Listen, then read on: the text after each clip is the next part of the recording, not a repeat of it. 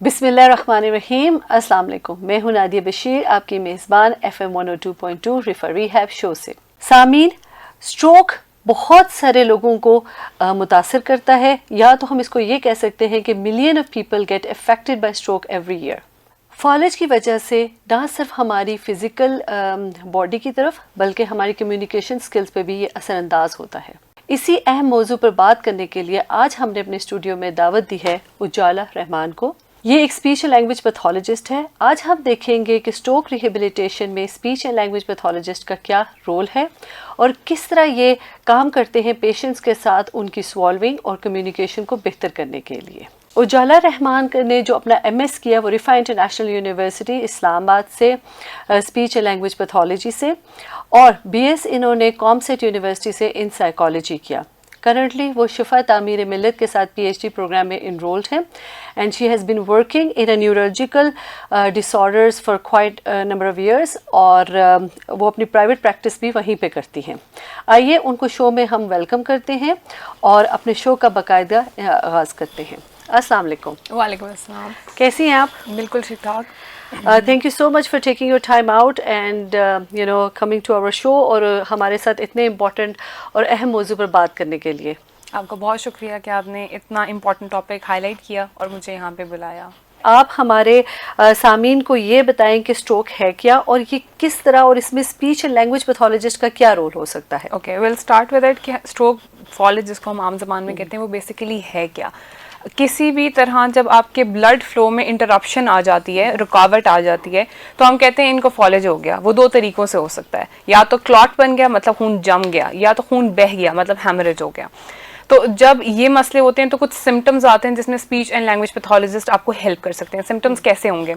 या तो आपकी स्पीच क्लैरिटी नहीं होगी, या तो आपको लैंग्वेज में मसला होगा, या तो आपको निगलने में मसला होगा। ये तीन जब मसले आते हैं तो आपको स्पीच थेरेपिस्ट इन मसलों में हेल्प करते हैं, इन सिम्टम्स में हेल्प करते हैं।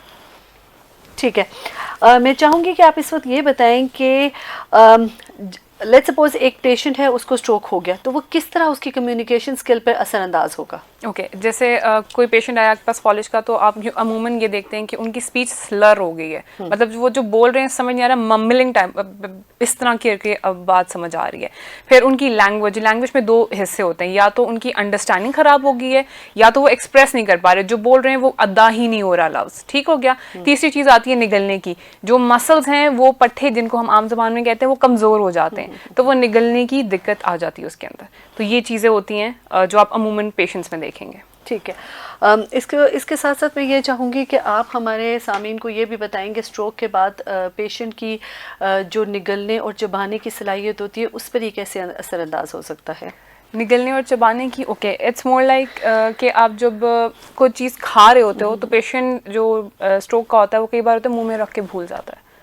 वो उनकी इतनी मसल इतने वीक हो चुके होते हैं वो निकल ही नहीं पाता, या तो वो बाहर आ जाता है जैसे थूक बाहर गिर रहा होता है, या तो वो निकल नहीं पाता, या निकलता है तो क्या होता है कि वो जो अंदर दो तारे पड़ी हैं बोलने की, जो आपकी सांस की नाली को भी प्रोटेक्ट करती हैं, उसके अंदर चला जाता है। मैदे में जाने की जगह वो फेफड़ों में चला जाता है। That's how it's affecting. ठीक है, अच्छा, मैं ये चाहूँगी कि आप हमारे सामीन को ये भी बताएं कि जब हमारे पास स्पीच लैंग्वेज पैथोलॉजिस्ट जब काम करना शुरू करते हैं फॉलेज के पेशेंट्स के साथ, तो वो किस तरह अपनी असेसमेंट की तरफ जाते हैं और किस तरह उनके साथ गोल्स बनाते हैं और किस तरह उनकी बेहतरी की तरफ उनको लेके जाते हैं। कि जब हमारे पास स्ट्रोक का पेशेंट आता है तो हम स्क्रीनिंग से स्टार्ट करते हैं। आपने असेसमेंट करनी होती है। असेसमेंट में हम क्या चीज़ देख रहे होते हैं, पूरी डिटेल हिस्ट्री होती है पेशेंट के अंदर। हिस्ट्री से हमें रेड फ्लैग्स का पता चलता है। ठीक है, सबसे पहले आपने स्टेप 1 किया, हिस्ट्री कंप्लीट कर ली। स्टेप 2 में आप देखेंगे ओरल मोटर एग्जामिनेशन करेंगे कि हम देखेंगे अगर तो उन्हें कोई वीकनेस आई है उनके इन मसल्स में जो आपके ओरल कैविटी में इन्वॉल्व है, जो आपके निगलने में, चबाने में, बोलने में इन्वॉल्व है। ठीक हो गया। आपने उनकी असेसमेंट करनी है बाय चेकिंग देयर कि टंग मूवमेंट क्या है, उनकी रेंज ऑफ मोशन कैसी है, टंग की स्ट्रेंथ कैसी है, थूक अगर बाहर गिर रहा है तो लिप सील का मसला हो सकता है।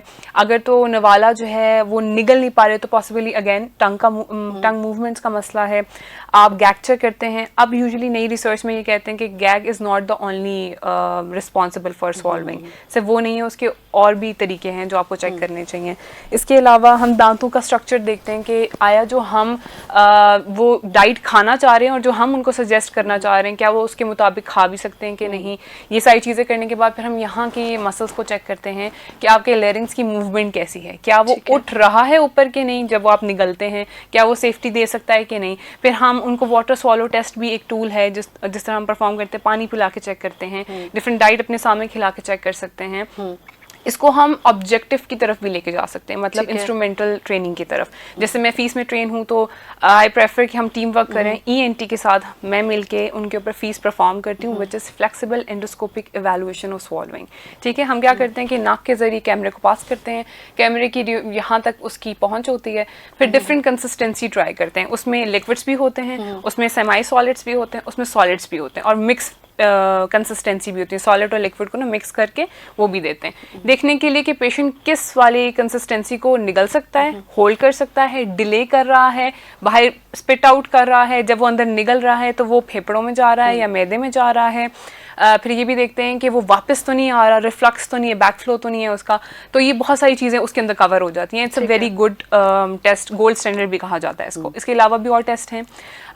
फिर हम जब ये काम कर चुके होते हैं निगलने का, तो फिर हम स्पीच भी चेक करते हैं, उनसे बातचीत करते हैं। स्पॉन्टेनियस स्पीच होती है जो आप इनफॉर्मली चेक कर सकते हो, या रीडिंग करवा सकते हैं, या उनके दिन के बारे में पूछें तो आपको आइडिया हो जाएगा कि स्पीच रेलेवेंट कोई मसला तो नहीं है, उनकी आवाज़ तभी तो नहीं निकल रही, इस तरह की आवाज़ें निकलती हैं क्योंकि अंदर वोकल कॉर्ड्स होते हैं ना, they are not properly moving, कुछ मसला आ गया। ठीक है, फिर हम ये भी देखते हैं कि अच्छा लैंग्वेज में कोई मसला तो नहीं, आई एम सॉरी, लैंग्वेज में कोई मसला तो नहीं है। ये देखते हैं कि आपने उन्हें कमांड दी हाथ उठाओ, क्या वो उसको कॉम्प्रीहेंड कर रहे हैं कि नहीं। अगर मैं उनसे बोलूँ कि आप मुझे अपना नाम बताएं, क्या वो उसको अदा कर पा रहे हैं, अगर अदा कर रहे हैं तो क्या हर जवाब में एक ही सवाल हर सवाल में एक ही जवाब दे रहे हैं। तो ये होती हैं कुछ टाइप्स ऑफ अफेजिया जो हम कहते हैं लैंग्वेज डिसऑर्डर, या फिर अंडरस्टैंडिंग या फिर एक्सप्रेशन में मसला। ठीक हो गया, ब्रोकास अदायगी में मसला, वर्निकीज इज लाइक कॉम्प्रीहेंड करने में मसला। इसमें डिफरेंट टाइप्स हैं।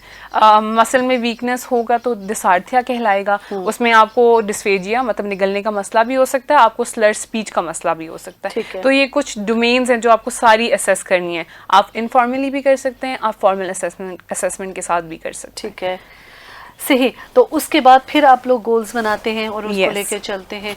ठीक है, अच्छा, अब अमूमन ये देखा जाता है मोस्टली हॉस्पिटल्स में कि स्पीच बाद में आती है, पहले लोग फिजियो की तरफ जाते हैं, और मोस्टली स्ट्रोक के बाद पेशेंट्स जिनकी स्पीच या कम्युनिकेशन स्किल्स बहुत हद तक मुतासर ना हुई हो तो मोस्टली लोग स्पीच की तरफ नहीं जाते। आप ऐसे लोगों के लिए क्या इस वक्त मैसेज देना चाहेंगी? अच्छा, जिनको बहुत कम मसला होता है वो अवॉइड करते हैं, और लेटर ऑन हमारे पास ऐसे पेशेंट आए जो बढ़ गया, मसला बढ़ गया, तो मैं उनको बिल्कुल ये रेकमेंड करूँगी कि प्लीज़ अवॉइड ना करें। मोस्टली लोगों को ये लगता है कि speeching is all about talking, that's not true.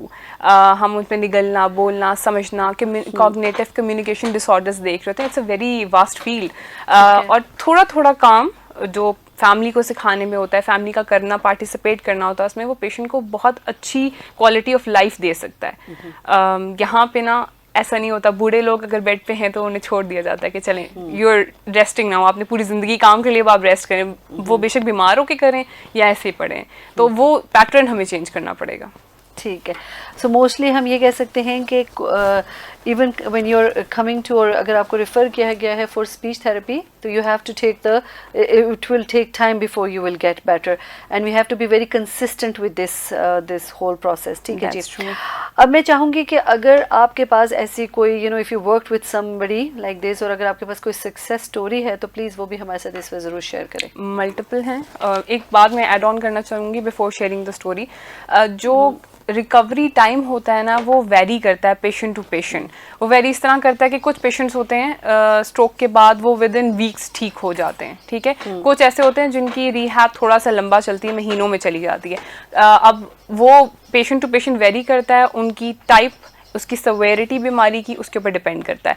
तो वो बिल्कुल कंपैरिजन वाली चीज़ नहीं होती। कई बार ऐसा होता है ना कि आपको एक पेशेंट ठीक हो गया तो उन्होंने ही आगे रेफ़र कर दिया, और वो एक्सपेक्ट करते हैं कि हम भी 2-3 हफ्तों में ठीक हो जाएंगे, तो उनकी बीमारी थोड़ी सी मुख्तलिफ भी हो सकती है, उसकी सवेरिटी भी मुख्तलिफ हो सकती है, तो ये चीज़ वेरी करती है। नाउ आपका जो क्वेश्चन था उसका आंसर करूँगी। बिल्कुल हमारे पास सक्सेस स्टोरीज़ हैं। जैसे मेरे पास बहुत ओल्ड पेशेंट आए, it was drug induce Parkinson. Psychotic medicine की बात हुई, उसके साथ उन्हें डेमेंशिया था 4 साल से तकरीबन, एंड देन उन पेशेंट को स्वॉलोइंग का इशू हुआ, डिस्फेजिया हुआ, वो पूरी बॉडी उनकी कोलैप्स कर गई, इस हद तक कि ओरल कैविटी की हालत भी बहुत ज़्यादा ख़राब थी, वो चोक कर रहे थे, एस्पिरेशन बहुत ज़्यादा हो गई थी, NG पे आ गए थे। NG इज़ लाइक द खुराक की नाली जिसे हम आम ज़बान में कहते हैं, उन पे आ गए थे। हमने उनके ऊपर ऑब्जेक्टिव टेस्ट परफॉर्म किया, इंस्ट्रूमेंटल विच इज़ फीस। हमने देखा कि अभी वो कहाँ स्टैंड करते हैं मेडिकली, वो कितने स्टेबल हैं, उनके वाइटल्स क्या जा रहे हैं, उनका सॉल्विंग टेस्ट कैसा है। फिर हमने गोल्स बनाए, जैसे उनकी जो है वो बेस ऑफ टंग में मसला था, उनकी ज़बान की वीकनेस आ गई थी, उनकी जो है ओरल हाइजीन बहुत ज़्यादा ख़राब हो गई थी, उन्हें ना निगलने का प्रोसेस बेसिकली भूल गया था। फिर हमने क्या किया कि उनके गोल्स बनाए कि ओरल कैविटी पे हम कैसे काम करेंगे। सबसे पहला गोल हमारा ये था कि हमने उनकी ओरल हाइजीन मेंटेन करनी है, क्योंकि हमारे यहाँ पे ये मसला है कि अगर हम ओरल हाइजीन मेंटेन नहीं करेंगे तो जो भी म्यूकस, जो भी गंद आपके मुँह में बनता है वो आप एस्पिरेट कर लेते हो, और क्या होता है जो कंडीशन है वो और ख़राब हो जाती है। ठीक हो गया। सेकेंड गोल हमारा था कि हमने जैसे ओरल हाइजीन मेंटेन की, हमने ओरल फेशियल एक्सरसाइजेस पे काम करना शुरू कर दिया, ओरल मोटर एक्सरसाइजेस पे काम करना शुरू कर दिया, टंग की स्ट्रेंथ देखी, उनकी रेंज ऑफ मोशन पे काम किया। अगर आप चाहेंगी तो मैं वो हाईलाइट भी कर सकती हूँ कौन सी एक्सरसाइजेस हम करवाते हैं। ठीक हो गया। जैसे टंग मूवमेंट, रेंज ऑफ मोशन पे हम काम करें तो वी मेक श्योर कि पेशेंट जो है प्रोट्रूड करने की हालत, प्रोट्रूड मतलब बाहर निकालने, जैसे ठीक है ऐसे निकालने की कंडीशन में हो। देन लेटराइजेशन हम करवाते हैं। अब पेशेंट उस टाइम तो खुद करने की कंडीशन में नहीं होता, तो अब आप क्या करेंगे कि आप गॉज से पकड़ के निकलवाएंगे और साइडों पे मूव करवाएंगे, अपवर्ड मूव करवाएंगे, डाउनवर्ड मूव करवाएंगे, in every direction to make it move. ठीक हो गया। फिर हम लोग लिप सील पे काम करते हैं। लिप सील पे हम काम करते हैं बाय टंग डिप्रेसर, मुंह में रखे और उन्हें होल्ड करवाएं। अब वो शुरू में नहीं कर पाते तो आपको पकड़ना पड़ता है कि आपको उनकी मेमोरी भी डेवलप करनी है और मसल की स्ट्रेंथ पे भी काम करना है। ये आप ऑल्टरनेटिव तरीके से भी कर सकते हैं, लाइक लोग यूजुअली बटन के अंदर थ्रेड डाल के भी होल्ड करवाते हैं, ये लेटर ऑन यूज़ करते हैं। उसके बाद पफ चीक्स, ये आपकी वैक्सीनेटर, आपकी जो चीक मसल होते हैं उसकी स्ट्रेंथनिंग में काम करता है। फिर ये जो टंग की मूवमेंट है ये भी आपकी स्ट्रेंथ और रेंज ऑफ मोशन पे काम करती है। बेसिकली आपकी स्ट्रेंथ के लिए स्पेसिफिक ये एक्सरसाइज होती है। फिर आपकी लेरेंजियल मसाजेस होती हैं, they are very critical points. आपकी हायर बोन की मूवमेंट, आपकी लेरिंग्स की मूवमेंट, ये पॉइंट्स हैं जिसको आप विगल करते हैं, आप anticlockwise and clockwise move करते हैं, तो दे आर स्पेसिफिक एक्सरसाइजेस। फिर आप फेरिंग्स को ट्रिगर करने के लिए, मतलब स्वॉलो ट्रिगर करने के लिए आप टेक्टाइल स्टिमुलेशन का इस्तेमाल करते हैं, थर्मल टेक्टाइल स्टिमुलेशन, जिसमें आप आइस का इस्तेमाल करते हैं और 10 सेकेंड्स के अंदर आप वो एक स्पून हम यूजुअली यूज़ करते हैं या आप लेरेंजियल मिरर होता है उसका इस्तेमाल करते हैं, you keep that in the ice cube, वो आप अप्लाई करें फॉशियल आर्चेस में, जो आपके पीछे यूं करके बना होता है ना दरवाज़ा सा उधर, तो वो ट्रिगर करता है, वो ब्रेन को मैसेज भेजता है स्ट्रोक पेशेंट में कि अच्छा ये कुछ हुआ है, यहाँ पे सेंसरी इन्फॉर्मेशन गई है, तो वो आपके स्वॉलो को ट्रिगर करता है। इस तरह करते करते हमने 2-3 वीक्स में उनमें इम्प्रूवमेंट देखी।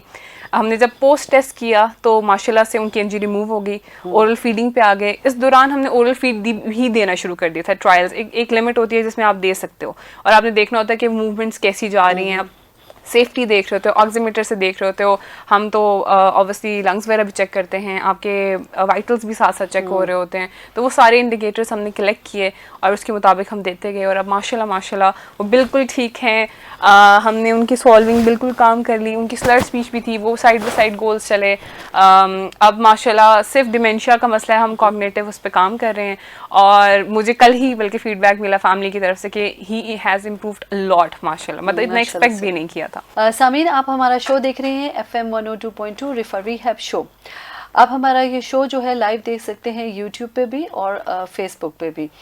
और सामीन के इस हवाले से अगर कोई कमेंट्स हैं या क्वेश्चन है तो प्लीज़ हमारे इनबॉक्स ज़रूर करें, हम ज़रूर सामी एक्सपर्ट तक आपके क्वेश्चन पहुंचाएंगे और फिर हम उसके हिसाब से आपको कोशिश करेंगे कि आपको आपका जवाब मौसूल हो।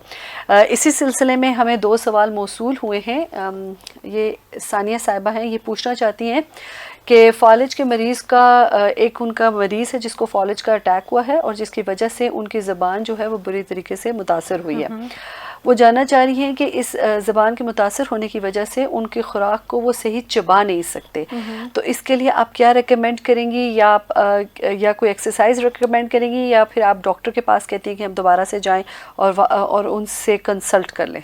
ओके, न्यूरोलॉजिस्ट तो बेशक अभी चल रहा होगा उनका इलाज। तो टंग मूवमेंट्स बिल्कुल अगर मुतासर हैं तो यकीनन वो नवाले को, एक तरीका है ना ज़बान का पुश करने का, कब बनता है and then you push the नवाला बैक, वो जाता है अंदर, तो वो अगर मुतासिर है तो वो नवाला तो मुंह के अंदर ही पड़ा रहेगा। ठीक है, पहली चीज। दूसरी चीज ये देखनी है कि जबान का आधा हिस्सा मुतासिर है या पूरा हिस्सा मुतासिर है, कौन सी वाली साइड मुतासिर है, उसके मुताबिक कंपनसेटरी टेक्निक्स होती हैं। अगर तो आपकी जैसे राइट साइड मुतासिर है, ये लेफ्ट साइड मुतासिर है, तो विल मेक श्योर जो स्ट्रॉन्गर साइड है उस साइड पे टिल करके खाना खाएं। जो स्ट्रॉन्गर साइड होगी उसमें आप चबाएंगे और निगल लेंगे। ठीक है, जो इधर अगर आप वीक साइड से खाएंगे तो वहाँ पूलिंग होना शुरू हो जाएगी, खाना जमा रहेगा। ठीक हो गया, that's a compensatory technique that we tell to the caregivers. ठीक हो गया। उसके साथ professional assessment is very important. ठीक है, क्योंकि वो एकदम नहीं आ सकती तो अभी ये करना शुरू कर दें। प्रोफेशनल असेसमेंट इस लिहाज से ज़रूरी है कि वो देखें कि आया सिर्फ ज़बान में कमज़ोरी है, ज़बान के पीछे वाले हिस्से में कमज़ोरी तो नहीं है, उनकी जॉ मूवमेंट्स में कमज़ोरी है, TMJ में मसला तो नहीं आया। फिर हमने ये भी देखना होगा कि जो खाना मुंह में पड़ा हुआ है, अगर वो मुंह में ही पड़ा हुआ है और वो सफाई नहीं कर रहे तो वो लेटते हुए एस्पिरेट तो नहीं कर रहा। ठीक है, तो वो बहुत इंपॉर्टेंट पॉइंट है कि ये ना हो कि उनकी लाइफ थ्रेटनिंग की तरफ चली जाए। तो ये चीज़ आपने असेस करवानी है। फिर उसके साथ टंग एक्सरसाइजेस शुरू करनी है। चूइंग एक्सरसाइजेस हम करवाते हैं कि टंग डिप्रेसर पे गॉज लगा के ईच साइड आप प्लस वो ओपन एंड क्लोज करवाते हैं, simple mouth open and close भी करवाते हैं, एंड देन जॉ मूवमेंट्स। ठीक है, ये करवाते हैं। और विद द टंग एक्सरसाइजेस जो मैंने आपको पहले एक्सप्लेन की वो सारी होंगी इसके। सही। तो सानिया साहिबा, सबसे पहले तो आप अपने पेशेंट को ज़रूर स्पेशलिस्ट के पास लेके जाएं ताकि वो उनका सही तौर पे तशख़ीस कर सके, और साथ साथ इन्होंने आपको डिफरेंट टंग की जो है एक्सरसाइजेस भी बताई हैं और चूइंग की भी कि वो आप कैसे कर सकते हैं। अच्छा, दूसरा सवाल मौसूल जो हमें हुआ है, इस पर नाम तो नहीं लिखा, but let me ask you the question. ये जानना चाहते हैं कि स्ट्रोक के बाद मरीज़ की जो मतलब इस तरह उनकी ज़बान पे असर हुआ है कि वो जब बोलते हैं तो काफ़ी रुकनीयत आ रही है। I believe he is referring to stammering.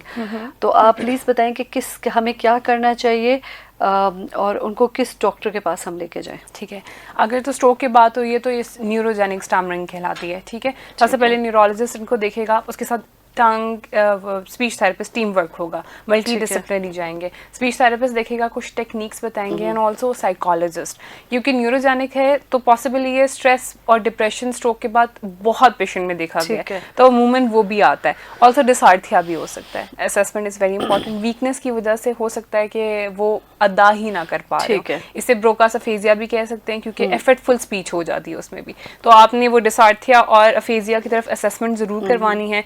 Psychologist से ज़रूर कंसर्न करना है कि आया ये साइकोलॉजिकल तो नहीं हो रहा, और neurologist will continue with this is a multi disciplinary case. अच्छा, अब मेरा सवाल ये बनता है कि आपने बहुत डिटेल में हमें बताया कि किस तरह असेसमेंट की जाती है, ना सिर्फ इन टर्म्स ऑफ लैंग्वेज के हिसाब से, बल्कि आपने हमें ये भी बताया कि सॉल्विंग को कैसे आप लोग डायग्नोज करते हैं। अब मैं ये चाहूँगी कि कुछ कॉमन डिफ़िकल्टीज़ सॉल्विंग को लेके, जैसे निगलने और चुभाने के मसाइल जो होते हैं स्पेशली आफ्टर स्ट्रोक, उनके बारे में हमें बताएं, और कैसे स्पीच लैंग्वेज पैथोलॉजिस्ट जो है वो पेशेंट्स की हेल्प कर सकता है इन प्रॉब्लम्स को दूर करने में। ओके, सॉल्विंग में जब आप असेसमेंट करते हो तो आप देखते हैं कई बार पेशेंट के थूक गिर रहे होते हैं, एक साइड से आपको मसला आ रहा होता है, यूजुअली जो है राइट साइड होता है, क्योंकि left side of the brain का इफेक्ट होता है। थूक गिर रहा है तो वो कहते हैं कि अच्छा जो भी खिलाते हैं, मुंह के अंदर पानी भी डालते हैं या खाने भी डालते हैं तो वो तो गिर ही जाता है, कपड़े गंदे हो रहे हैं पेशेंट्स के, ये मूवमेंट बहुत आम सी रिपोर्ट है। फिर ये देखते हैं कि अच्छा जो मुंह में वो जो खा रहे होते हैं वो पड़ा रहता है, हम देखते हैं तो नवाला यहाँ पे भी पड़ा हुआ है, यहाँ पे भी जमा है, पूलिंग बहुत ज़्यादा होने लगी। जो खाते हैं कोई भी कंसिस्टेंसी हो जाता है, लिक्विड्स में ही मसला आता है, खांसी आना शुरू हो जाती है या वॉमिट कर देते हैं, ये बहुत आम सी कंप्लेन है जो हम सुनते हैं। फिर कई बार पेशेंट्स को जो है ना, केयर गिवर्स को ये पता ही नहीं होता कि उन्हें चोकिंग हो रही है, वो कहते हैं नहीं खा तो लेते हैं, कभी कभी चोकिंग होगी, कभी कभी चोकिंग तो नहीं कहते, कभी कभी खांसी आती है, तो आम सी बात है, उन्हें पता ही नहीं होता और वो मेडिकल इमरजेंसी में कन्वर्ट हो जाती है कुछ टाइम के बाद। तो ये बहुत ही कॉमन जो है हमारे पास कंप्लेंट्स आती हैं। ठीक है, अच्छा अब आप मुझे बताएं कि आई एम श्योर कि सब यही सुनने वाले भी यही जानना चाहेंगे कि कितने sessions after the stroke are required with the speech pathologist, या और यू नो क्या ये वेरी करता है फ्रॉम पर्सन टू पर्सन, या कोई एक नंबर ऑफ सेशंस जो आप देते हैं? ये वेरी करता है। जैसे मैंने आपको पहले भी बताया, कुछ पेशेंट्स होते हैं जो कपल ऑफ वीक्स में ठीक हो जाते हैं। डिस्फेजिया की एक खास बात ये है कि 14 डेज कहा जाता है, 2 वीक्स की, वो रिकवर कर भी जाता है कई पेशेंट्स में। कई बार वो मंथ ले लेता है, depending on the will, severity and type of the disorder, comorbidities कितनी हैं, उसके ऊपर बहुत चीज़ मैटर करती है। जैसे मैंने आपके साथ जो एग्जांपल शेयर की वो पार्किंसंस इंड्यूस भी था, डिमेंशिया भी था, फिर डिस्फेजिया भी था। तो वो डिपेंड करता है ना पेशेंट की विल पे। तो कुछ होते हैं जो महीने ले लेते हैं, जैसे aphasia is a very long process, उसमें टाइम लगता है। अगर उनकी जो थेरेपीज आप देखें तो वो यूजुअली पेशेंट थोड़ा टाइम ले रहा होता है। ये इस चीज़ पे भी डिपेंड करता है कि पेशेंट कितने सेशन खुद लेना चाहता है, फ्रीक्वेंसी क्या रखना चाहता है, होम टास्क जो उनको दिए जा रहे हैं वो परफॉर्म कितने कर रहे हैं, इन चीज़ों पे बहुत मैटर करता है। और फाइनेंशियली किसी पेशेंट पे बर्डन तो नहीं बन रहा चीज़ों का, वो भी चीज़ मैटर करती है। तो उनकी उस सब चीज़ों को माइंड में रखते हुए frequency of sessions and time of duration change हो जाता है। ठीक है जी, अभी आपने बात की कि होम टास्क का, कि घर वाले जो हैं वो कितना इस चीज़ को लेके सपोर्टिव हैं। तो मैं ये जानना चाहूँगी कि आप हमारे ज़रा इस पे वजाहत करें कि फैमिली का या केयर गिवर का कितना रोल हो सकता है रिकवर करने का in a patient that has a stroke. बहुत बड़ा, मैं समझती हूँ 80% फैमिली का ही है। देखिए, पहली बात तो ये कि उस इदारे तक, उस दरवाजे तक लाना ही फैमिली का काम है पेशेंट को, ठीक है। वो पहला स्टेप एक बहुत बड़ा स्टेप है जो यहाँ पे होता ही नहीं है, ठीक हो गया, बहुत कम है। फिर जिसके पास वो गए हैं वो आगे से रेफर करे स्पीच के पास या डायरेक्ट स्पीच थेरेपिस्ट के पास आए, वहाँ पे वो 1 घंटा ज़्यादा से ज़्यादा गुजार रहे हैं स्पीच थेरेपिस्ट के साथ। 30 मिनट्स 45 मिनट्स का सेशन होता है अमूमन। तो उसके बाद वहाँ पे जो टास्क हो रहा है वो स्पीच थेरेपिस्ट केयर गिवर को सिखाए। पूरा दिन मल्टीपल टाइम्स वो एक्सरसाइजेस रिपीट होती हैं, ट्वाइस थ्राइस, पूरा वीक में रिपीट करें। तो वो एक फ्रीक्वेंसी जो है ना, जैसे बढ़ जाएगी ना एक्सरसाइजेस की, वैसे रिकवरी ज़्यादा होना शुरू हो जाएगी। ठीक है। आई एम श्योर इससे जुड़ी हुई बहुत सारी मिथ्स और मिसकंसेप्शंस होंगी कि खुद ब खुद ही ठीक हो जाएगा। जैसे अभी आपने थोड़ी देर बात की थी पहले कि इकोनॉमिकल बर्डन, ज़ाहिर बात है अमेरिका और बाकी कंट्रीज़ में आपकी जो इंश्योरेंस कंपनीज होती हैं वो पे करती हैं, और पाकिस्तान में आपका out of the pocket cost जाती है। तो अगर वो उस कॉस्ट को देखें तो वो उसके हिसाब से आई गेस वो स्पीच को सबसे कम प्रायोरिटी पे रखते होंगे। तो उसके हिसाब से आप हमें कुछ कॉमन मिसकंसेप्शन पे ज़रा उसके बारे में बात करें, और ये भी बताएं कि किस तरह उनको हम clear those misconceptions also. Okay, पहली चीज़ जो मैंने एक्सपीरियंस की वो ये कि उन्हें स्पीच थेरेपिस्ट का पता ही नहीं है कि ये एक है और ये करते क्या हैं। दूसरा, मैंने बहुत दफ़ा ये सुना कि आप तो बच्चों के साथ काम करते हैं, और तीसरी चीज़ मैंने ये सुनी कि आप तो सिर्फ बातें करते हैं। तो ये बहुत अमूमन में बहुत सारी बातें सुनती हूँ, मिसकंसेप्शन है। नहीं, हम सिर्फ बच्चों के साथ काम नहीं करते, हम ओल्ड एज के साथ भी काम करते हैं, हम न्यू नेटल्स के साथ भी काम करते हैं, न्यू बॉर्न्स जो होते हैं हमारे, उनके साथ भी काम करते हैं। हम निगलने के और समझने के, बोलने के हर मिसाइल के साथ काम करते हैं। ऑल्सो स्पीच थेरेपिस्ट, वही बात है, इस शो को ज़रूर देखें ताकि अवेयरनेस आए, और वो इसके अंदर ओवरऑल सारा रोल कवर होता है कि specially speech and language pathologist करते क्या हैं। उसके अलावा ये कि स्ट्रोक के पेशेंट्स को कैसे उनके हवाले से किस किस्म की मिसकंसेप्शंस हैं? ओके, स्ट्रोक के पेशेंट के लिहाज से अच्छा उनका ये है कि वो उन्हें ये लगता है कि अगर हम एक दवाई ले रहे हैं ना, तो दवाई से सारे मसले हल हो जाएंगे, और या तो अगर उन्हें कोई निगलने का या बोलने का मसला है तो वो दवाई से कवर हो रहा है, या वो खुद ही रिकवर हो जाएगा, थोड़े अरसे बाद खुद ही बोलना शुरू कर देंगे। फॉर एग्जाम्पल कोई स्पॉन्टेनियस रिकवरीज होती हैं, जैसे कि वो कहेंगे एक गिलास बोलना शुरू हो गया, हाँ ये तो बोलना शुरू हो गया, अब तो ज़रूरत नहीं है, ठीक हो गया। या तो वो थेरेपिस्ट के पास आएंगे भी तो वो यही पूछना शुरू करेंगे ये कब बोलना शुरू करेंगे, खुराक की नाली कब उतरेगी, कितने दिन और लगेंगे, क्योंकि एक फाइनेंशियल बर्डन बन जाता है। मुझे ये लगता है कि हमारी जितनी फ्लक्चुएशंस हैं यहाँ पे, उसके मुताबिक वो कहते हैं कि कोई बात नहीं, अगर ये बोल या निगल नहीं रहे, इट्स ओके, अभी दवाई ले लें, this is the maximum we can do. मतलब दवाई वाला काम एक प्रोफेशनल के पास वो चले जाएं, वो कहते हैं वो ही बहुत है, क्योंकि it's too much for them कि वो एक टीम वर्क की हेल्प लें, क्योंकि इट बिकम्स टू मच। ठीक है, मैं समझ गई आपकी बात। अच्छा, इस हवाले से, असेसमेंट के हवाले से, या जो उनकी इंटरवेंशंस होती है उसमें कोई टेक्नोलॉजी या किसी किस्म की ऐप या टेलीथेरेपी की कोई इन्वॉल्वमेंट है, और क्या कोई ऐसी ऐप्स या कोई डेवलप की जा रही है that can help this patients? Teletherapy it's a very valid point और गुड पॉइंट। आजकल जैसे मैंने खुद ये एक्सपीरियंस किया कि मैं यहाँ इस्लामाबाद में बैठी हुई हूँ और मैंने मर्दान के पेशेंट की ऑनलाइन असेसमेंट की। It becomes easy for the patient as well, for me as well. Caregiver को गाइड किया, वो साथ थे, उन्हें हम बताते गए किस तरह करना है। असेसमेंट के साथ हमने थेरेपी ली और माशाल्लाह वो रिकवर कर गए, काफ़ी हद तक रिकवर कर गए। मैं इस चीज़ को बहुत ज़्यादा सपोर्ट नहीं करती कि फिजिकल को रिप्लेस कर देगा, लेकिन नहीं, फिजिकल का एक अपना बेनिफिट है, ऑनलाइन का एक बहुत अच्छा बेनिफिट है, जो ब्रिज गैप जो हमारा आ रहा है उसको ब्रिज बन देता है। उसके अलावा ये कि दूसरी एप्लीकेशन जैसे AAC device, augmentative alternative communication boards बनते हैं, एप्लीकेशंस हैं जिनका इस्तेमाल करते हुए स्ट्रोक की पेशेंट बिल्कुल अपनी कम्युनिकेशन को बहाल कर सकते हैं, क्वालिटी ऑफ लाइफ को बेहतर कर सकते हैं।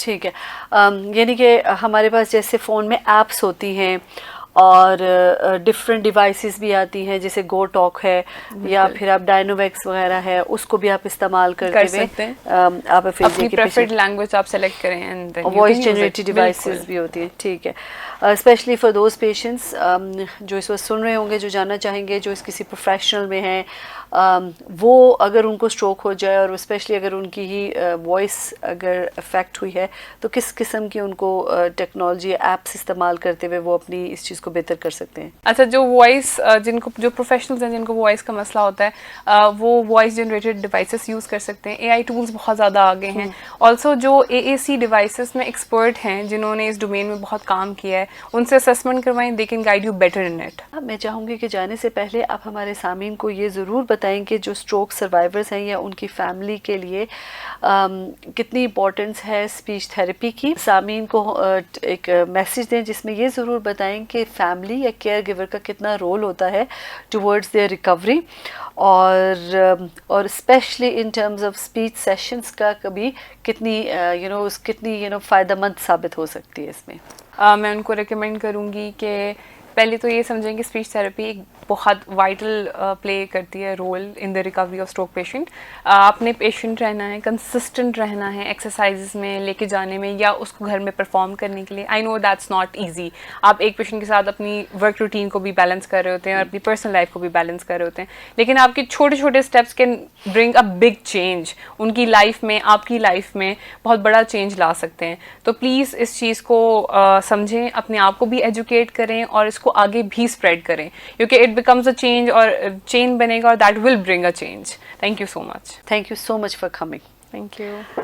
सामीन, आज जैसे कि आपने आज जाना हमारे शो में कि स्ट्रोक के पेशेंट के लिए स्पीच लैंग्वेज पैथोलॉजी का क्या रोल होता है, मैं उम्मीद करती हूँ कि ये शो आपके लिए फ़ायदेमंद हुआ होगा। अगले हफ्ते हम फिर मिलेंगे एक नए मेहमान के साथ, एक नए टॉपिक के साथ। अगले हफ्ते तक मुझे इजाज़त दीजिए। अल्लाह आपका हामी और नासिर होगा। अल्लाह हाफिज़।